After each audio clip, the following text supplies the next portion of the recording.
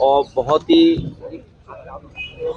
इटावा के बड़े नेता रहे बलराम सिंह यादव जी, उनके बेटे के निधन होने के बाद मैं परिवार से मिलने आया था। गुड्डू यहाँ के राजनीतिक और सामाजिक कार्यों में लगातार काम करते रहे, लोगों से मिलते जुलते रहे। मुझे याद है कि जब मेरा पहला चुनाव कन्नौज का था तो गुड्डू और हम सब लोगों ने मिलकर के चुनाव लड़ा था, और जो भी साथी उनके थे उन्होंने पूरा समाजवादी पार्टी का सहयोग और मदद की थी। गुड्डू इधर बीमार हुए और जिसके कारण आज वो हमारे बीच नहीं है, तो परिवार से मिलकर के उनका दुख बांटने के लिए हम लोग यहाँ पहुंचे, सभी समाजवादी लोग। जहां तक हमारे साथी ने ये पूछा है SIR, एक बात तो ये मान लीजिए आप, इलेक्शन कमीशन से बीजेपी मिली हुई है, ये बात तो एकदम साफ आपको स्वीकार कर लेना चाहिए। बीजेपी इलेक्शन कमीशन एक है और उसका देखने को भी यही मिलता है। जब ये फॉर्म 7 में पकड़े गए और जब अपील की समाजवादी पार्टी ने कि फॉर्म 7 की जरूरत क्या है जब आपने SIR की इतनी एक्सरसाइज कर ली है, उसके बाद थोड़ा बहुत SIR में फॉर्म 7 भरवाना कम किया। वो तो खुशी की बात है कि द्वापर के और त्रेता के दशरथ और नंदलाल ने हमें बचा लिया। दशरथ के नाम पर कई सौ फॉर्म थे सुरेंद्रनगर विधानसभा में, और नंदलाल के नाम पर सुल्तानपुर में एक विधानसभा में उसके दस्तखत से वोट कटवाया जा रहा था, केवल मुस्लिम लोगों का। ये इनका टारगेटेड काम था कि जो समाजवादी पार्टी का वोटर है या जो मुस्लिम वोटर है या जो PDA है उसका वोट काट लें। लेकिन जब ये पकड़े गए तो कोई कार्रवाई नहीं हुई। इसी तरह यहां भी कई लोग पकड़े गए, जिलाधिकारी, पुलिस और इलेक्शन कमीशन को शिकायतें की गई हैं। अगर एक भी SDM पर और एक भी DM पर अगर इलेक्शन कमीशन कार्रवाई कर देता तो ये जो फॉर्म में भरने में वोटर लिस्ट में जो हेराफेरी हो रही है वो एक नहीं होती। इससे ही साबित होता है कि सरकार, प्रशासन और इलेक्शन कमीशन तीनों मिले हुए हैं।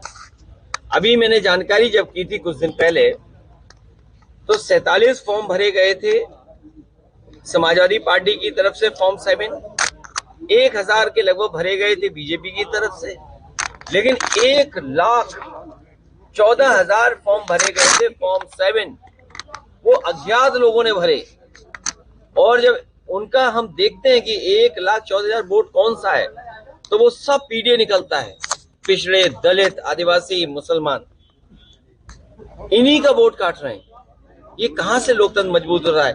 जिस कॉन्स्टिट्यूशनल बॉडी की जिम्मेदारी है कि वोट बने बढ़े, वही वोट कटवाने में लगी है।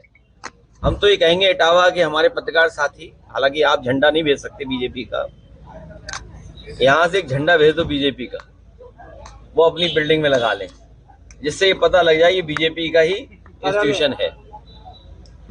लेकिन मुख्यमंत्री जी ने सरकार है कि हरे बाबा शंकराचार्य नहीं हो सकता, इस पर क्या कहोगे? वो तो सही कहा उन्होंने, जब आईने में देखते होंगे तो लगता होगा ये बाबा ही नहीं है कोई। कहा है कि सपा को चीफ मिनिस्टर बिष्ट साहब लगता आईना देख करके ये बात कह रहे हैं, और जब विधानसभा में गए होंगे भाषण देने तो आईने में देखा होगा तो आईने ने सच्चाई बता दी होगी कि केवल पहनावे से कोई बाबा संत नहीं हो सकता है, कान छिदवाने से नहीं हो सकता है। अच्छा, बीजेपी के बड़े नेता, ये तो हमारी गीता भी लिखती है, गुरु नानक जी ने भी यही कहा, क्या कान छिदवा लोगे तो क्या योगी हो जाएंगे आप? और जो दूसरों का सर्टिफिकेट मांग रहे हैं वो अपना सर्टिफिकेट तो दिखा दें कि कौन सी इंस्टीट्यूशन में योगी बने हैं। इसलिए चीफ मिनिस्टर बिष्ट जी जब उन पे कोई काम नहीं बचा है तो वो जनता को धोखा देने में निकल गए हैं। और उनकी भाषा देखो, पूजनीय शंकराचार्य ने कहा है कि ऐसी भाषा तो गुंडों की भी नहीं होती है। बताओ, पूजनीय शंकराचार्य का अपमान हो गया, हमारे धर्म के सबसे गुरु संत, और हमारे तो परंपरा है जब चाहो तब पहन लिया आपने गेरुआ वस्त्र और साधु बन गए। अपने इटावा में कई होंगे ऐसे, बीजेपी इटावा में कई होंगे, इधर चले जाओ यमुना और चंबल के किनारे, बताओ तमाम बाबा लोग रह रहे कि नहीं रह रहे? बीजेपी अब कहती उनके भी सर्टिफिकेट मांगोगे सबके? बीजेपी कहती है कि हम सनातन को मजबूत कर रहे हैं और विपक्ष डिस्ट्रैक्ट कर रहा है, सदन नहीं चलने देते हैं। पहले तो आप ये समझ लो सनातन क्या है।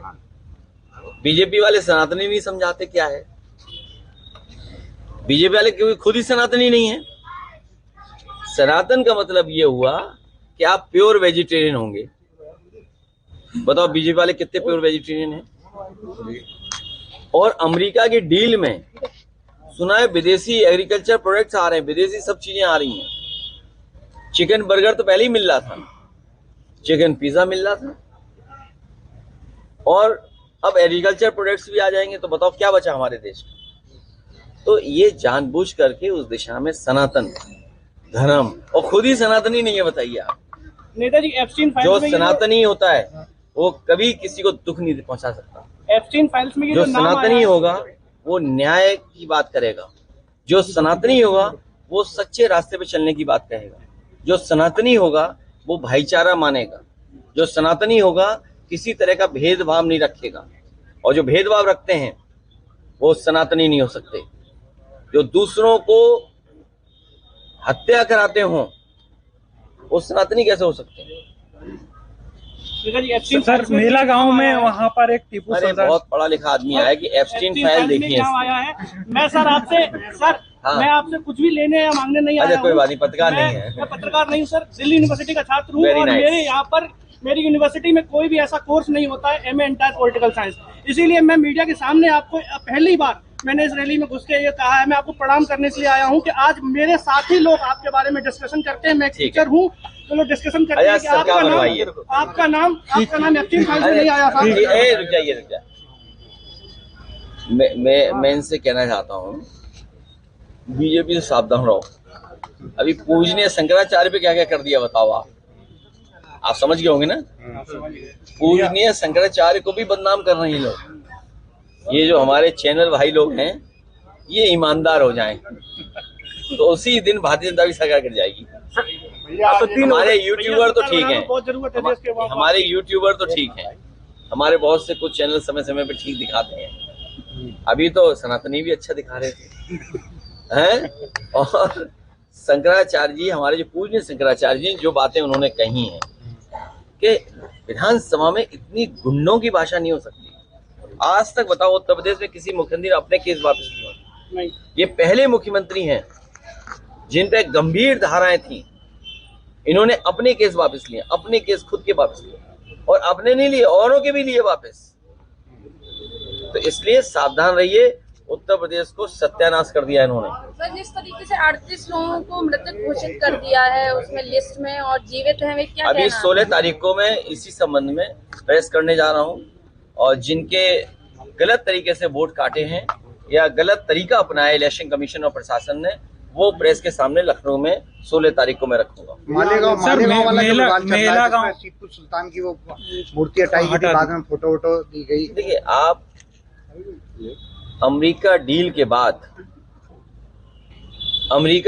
बाद हमारे देश की अर्थव्यवस्था क्या होगी, हमारा देश किधर जाएगा, ये सब चिंता का विषय। सबसे महत्वपूर्ण विषय इस समय देश के लिए होना चाहिए अमेरिकन डील, जिसमें बीजेपी समझाने रही है हमें कि 18 छोटा होता है, 0 बड़ा होता है। बीजेपी समझा रही है 18 छोटा है, 0 बड़ा है। तो इसी गणित को समझिए, 18 इज इक्वल टू 0, ये बीजेपी समझाने की कोशिश कर रही है। पूरे देश का किसान विरोध कर रहा था इस डील का। हम सब लोग विरोध कर रहे हैं इस डील का, इसलिए जनता से आह्वान कर रहे हैं, और जनता ही भारतीय जनता पार्टी का इलाज करेगी। गरीब जनता हराएगी, अमीर बाद में हराएगा, गरीब जनता पहले हराएगी। डिप्टी सीएम केशव प्रसाद मौर्य ने कहा है कि 2027 में कमल खिलेगा। सपा वो अपना स्टूल साफ करके स्टूल पे बैठा करें। आज बीजेपी यूपी करके एक सोशल मीडिया पे आज वो गाड़ी का झंडा वाला डाला गया क्या? है, उस पे लिखा है जिस गाड़ी में सपा का झंडा गुंडा इस तरीके से गाया, तो पता नहीं हमको लगा। आप उत्तर प्रदेश देखिए, ऐसा है, बहुत दूर नहीं खड़े आप। सबसे ज्यादा लैंड माफिया, जमीन के माफिया यूपी में बीजेपी के लोग हैं। इटावा में तो